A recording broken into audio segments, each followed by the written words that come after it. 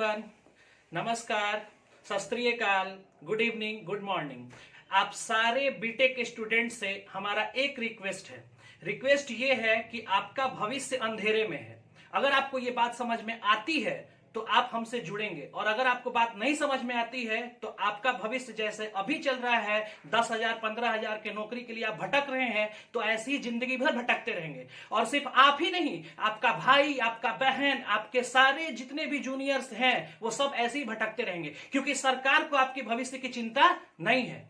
चिंता है हमें। क्यों? क्योंकि हमारा भविष्य यहां से गुजर चुका। हमने देखा है कि बीटेक करने के बाद भी अपने हाथ में ना 10,000 15,000 के लिए हम लोग भटकते रहते हैं, और वो भी बहुत मुश्किल से मिलता है। तो इंजीनियरिंग नाम का ये जो ठप्पा लगता है हमारे लाइफ के ऊपर, और इंजीनियर बन के हम 15,000 के रुपए भटक रहे हैं, क्या इसीलिए इंजीनियरिंग किया था? क्या इसीलिए हम लोग बिहार में पैदा हुए हैं? यूपी के अगर बीटेक वालों को देखिए तो कि आराम से आकर के उनके लिए एई के लिए इतना वैकेंसी निकलता है, जेई के एग्जाम में वो अलाउड हो जाते हैं। ना यहाँ एई के लिए वैकेंसी आता है, ना जेई के एग्जाम में हम लोग अलाउड होते हैं। क्या इसी के लिए बिहार में पैदा हुए हैं? तो इस मुद्दे पर आज हम आपसे बात करने वाले हैं। अगर आपको ये बात समझ में आती है तो आप इस हमारे वीडियो को बहुत दूर तक फैलाएंगे और हमारे साथ सड़क पे उतरेंगे। 19 तारीख से हमारा ये कैंपेन शुरू हो रहा है, तो आपसे हमारा रिक्वेस्ट है कि आपको हमारे साथ उतरना होगा अगर आपको अपने भविष्य की चिंता है तो। अभी जिस कैंपेन की मैं आपसे बात कर रहा था, इस कैंपेन का प्रतिनिधित्व जो है ये हमारे सावन कुमार कर रहे हैं। इन्होंने बीपीएससी एई 02/2017 का जो नोटिफिकेशन था उसके लिए जो भी कोर्ट केस हुआ था, इसका लीडिंगशिप इन्होंने ही किया था।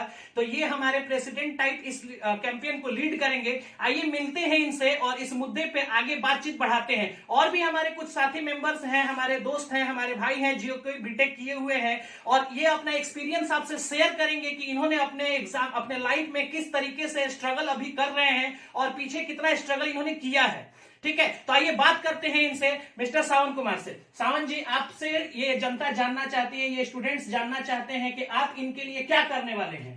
मैं एक ही बात बताना चाहता हूं सबको। राजस्थान में जब जेई पोस्ट के लिए आती है तो वहां पर बीटेक अलाउ है। मध्य प्रदेश में जेई पोस्ट के लिए आता है कोई वैकेंसी तो उसमें बीटेक अलाउ है। छत्तीसगढ़ में जब जेई पोस्ट के लिए कोई वैकेंसी आती है तो उसमें इंजीनियरिंग अलाउ है। लेकिन बिहार में ऐसा क्यों नहीं है? सेंट्रल लेवल पे जब ये वैकेंसी आता है तो उसमें बीटेक अलाउ है, लेकिन हमारे साथ क्यों? बिहार में ऐसा क्यों नहीं हो रहा है? हम लोग कब तक घर में बैठे रहेंगे? कब तक हाथ पर हाथ धरे रहेंगे? एक बार हम लोगों को सड़क पर उतरना पड़ेगा। इसके लिए एक बार नीतीश कुमार को बताना पड़ेगा कि हम बेरोजगार इंजीनियर घर में बैठे हैं, हम लोग को खाने तक का नौबत ऐसा हो गया है कि हम मतलब सरकार से इनका सीधा कहना है कि सरकार से इनका सीधा यही सवाल है कि आप बीटेक वालों को जेई में अलाउ क्यों नहीं करते हैं?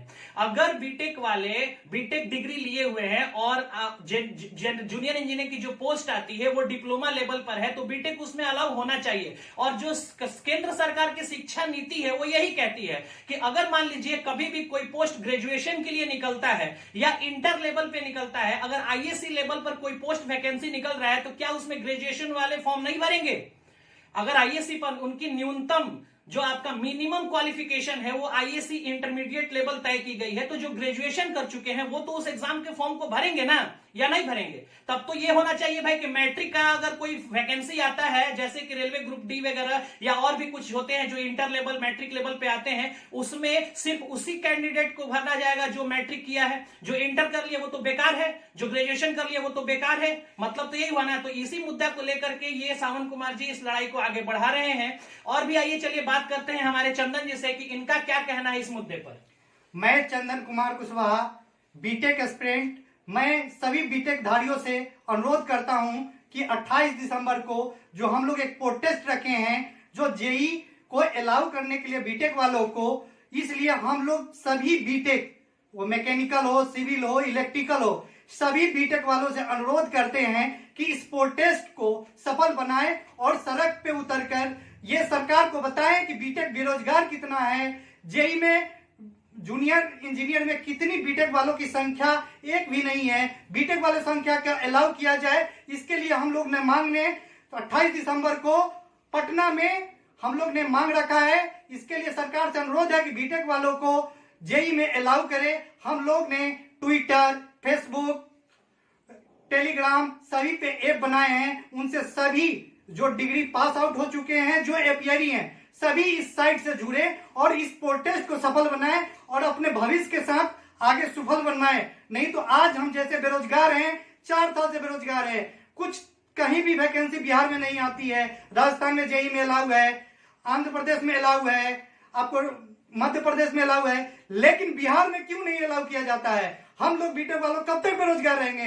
कब तक हाथ पे हाथ बैठे रहेंगे? हम लोग को एक बार लड़ाई लड़नी पड़ेगी और जोश के साथ लड़नी पड़ेगी। इसलिए आप लोग 28 दिसंबर को पटना आए और हम लोग की मांग को रखें और बीटेक को जेई में अलाउ करवाएं। Thank you. मतलब मुद्दा की बिल्कुल साफ है।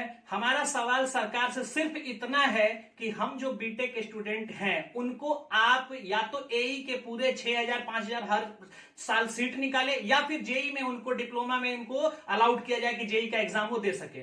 इस मुद्दे पर बात करते हैं हमारे दीपक जी से। ये भी बीटेक स्टूडेंट रह चुके हैं, पिछले 4 साल से ये भी तैयारी कर रहे हैं, लड़ाई लड़ रहे हैं। बहुत से स्टेट में भी इन्होंने देखा है, गया है, इन्होंने घूमा है, वहां के शिक्षा नीति कैसी है, वहां एई और जेई की वैकेंसी में कौन एग्जाम देता है नहीं देता है, ये सारी चीजें की इनकी जानकारी है। तो आइए इनसे बात करते हैं। इस लड़ाई को लड़ने के लिए हम लोग तो सबसे पहले एकजुट होना पड़ेगा। इसके लिए हम लोग तो बहुत सारा फंडिंग की जरूरत पड़ेगा।